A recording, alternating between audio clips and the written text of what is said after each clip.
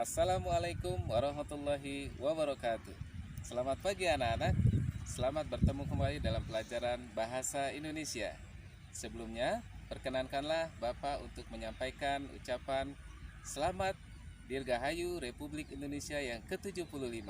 Semoga Indonesia semakin jaya. Dan perkenankan juga Bapak menyampaikan ucapan Selamat Tahun Baru Islam 1442 Hijriah. Semoga di tahun ini kita menjadi lebih baik dari sebelumnya. Nah, anak-anak, pada pelajaran pagi ini kita akan membahas tentang materi menelaah dan menyusun teks pidato persuasif. Selamat mengikuti. Mata pelajaran Bahasa Indonesia kelas 9. Materi pokok menelaah dan menyusun teks pidato persuasif. Tujuan pembelajaran. Setelah mempelajari materi ini, siswa diharapkan mampu menelaah struktur dan ciri kebahasaan pidato persuasif tentang permasalahan aktual yang didengar atau dibaca. Menuangkan gagasan, pikiran, arahan, atau pesan dalam pidato lingkungan hidup, kondisi sosial, atau keragaman budaya secara lisan atau tulisan dengan memperhatikan struktur dan kebahasaannya. Ringkasan materi. Simaklah baik-baik materi berikut. A. Menelaah struktur dan kaidah kebahasaan teks pidato persuasif. Teks pidato persuasif dibentuk oleh beberapa bagian yang antar bagiannya disusun secara sistematis dan saling berhubungan. Teks itu diawali dengan pengenalan isu, diikuti dengan paparan sejumlah argumen, dan setelah itu dinyatakan ajakan-ajakan yang diakhiri dengan penegasan kembali. 1.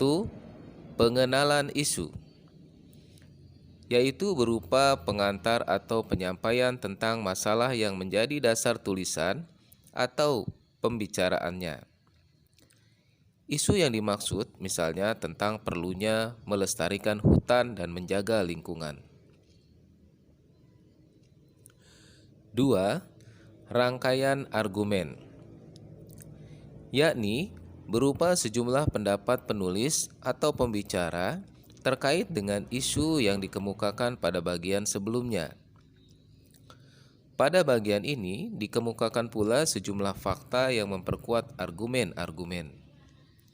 Argumen itu misalnya bahwa hutan dapat menyuburkan, menyejukkan, dan memperkaya keindahan lingkungan. 3. Pernyataan ajakan,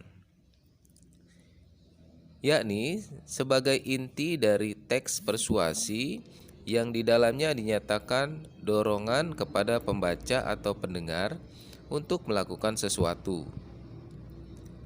Pernyataan itu mungkin disampaikan secara tersurat ataupun tersirat. Ajakan itu misalnya untuk meningkatkan kepedulian kita terhadap hutan, agar lingkungan indah dan subur.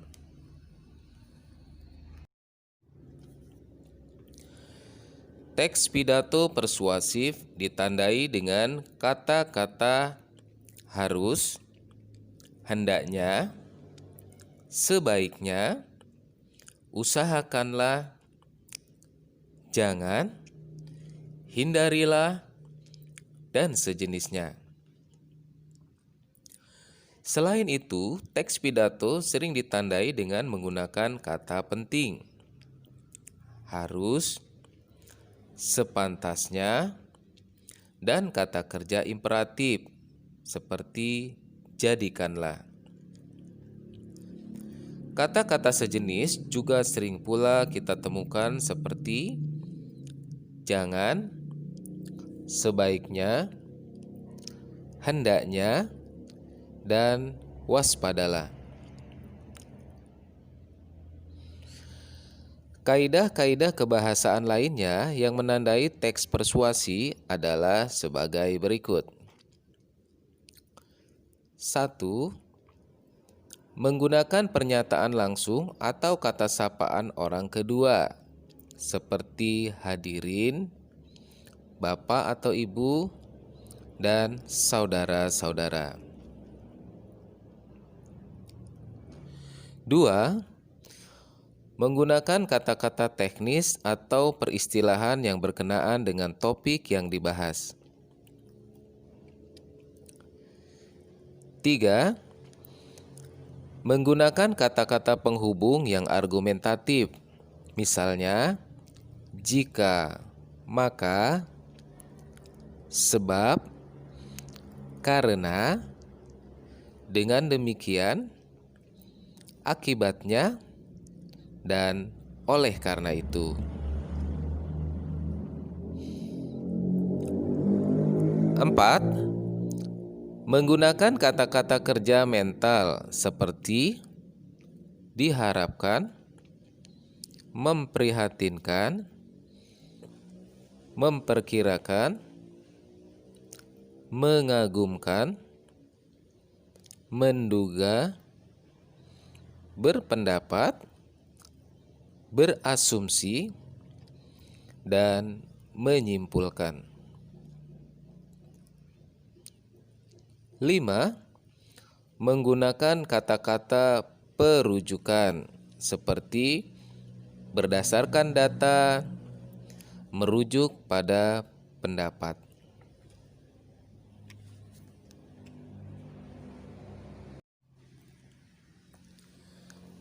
B. Menuangkan gagasan ke dalam teks pidato persuasif. Teks pidato persuasif merupakan teks yang dikembangkan berdasarkan suatu isu. Oleh karena itu, untuk mengembangkannya, terlebih dahulu kita harus menentukan isu yang dianggap penting dan menarik untuk khalayak. Tentukan pula tujuan penyampaian isu itu, misalnya untuk memberikan kejelasan informasi atau menyampaikan ajakan. Pahami pula audiens yang menjadi sasaran pidato kita. Hal ini karena karakteristik audiens sangat berpengaruh pada isi pidato, struktur penyajian, maupun bahasanya. 1.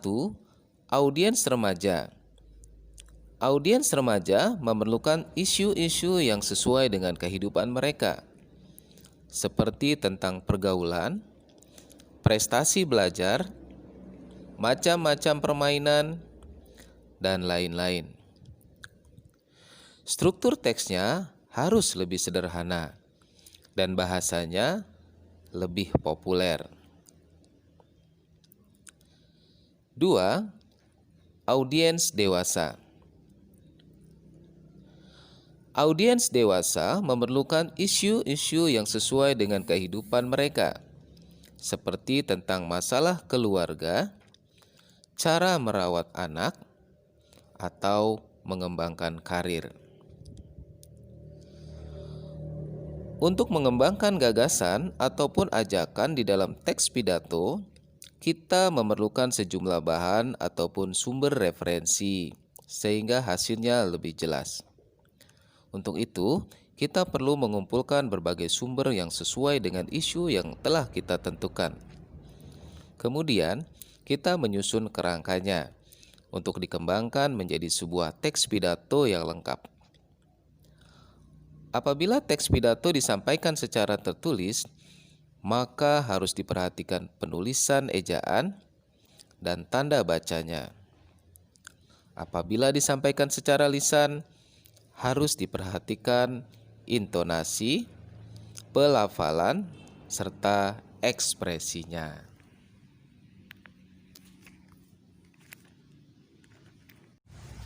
Setelah menyimak materi tadi, silakan kalian kerjakan soal di Google Form yang telah tersedia. Selamat mengerjakan. Bagaimana pengalaman belajar kalian hari ini? Semoga menyenangkan ya. Nah, sampai di sini dulu pelajaran kita pada hari ini. Sampai berjumpa lagi pada pertemuan yang akan datang. Billahi taufik walhidayah. Wassalamualaikum warahmatullahi wabarakatuh. Tetap semangat.